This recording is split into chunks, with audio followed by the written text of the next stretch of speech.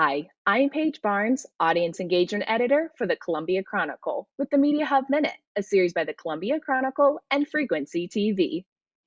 Columbia canceled its spring break in November. At the time, Chicago had a roughly 15% case positivity rate and strict travel restrictions. It was replaced with Making Week, which is a week right before the end of the semester without classes, so students can finalize projects, study, and prepare for finals.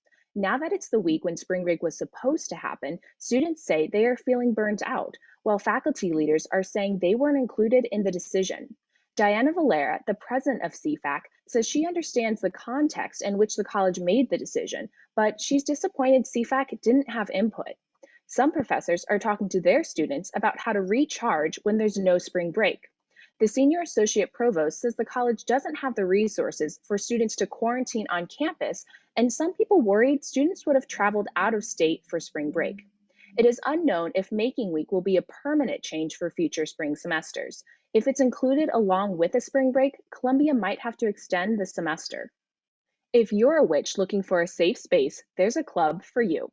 Call of the Cauldron is a new student organization for witches to meet and share their knowledge about witchcraft. They currently meet over Zoom every other week.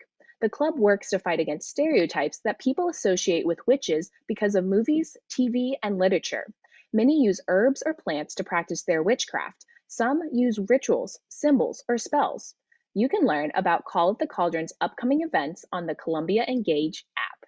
The iconic Friends experience has returned to Michigan Avenue. Based on the TV show Friends, fans can interact with 12 different rooms and various props from the characters.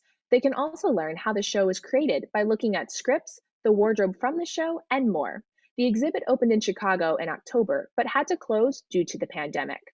The Friends experience uses Monica Clean, a reference to Monica's character who is obsessed with cleanliness to keep patrons safe.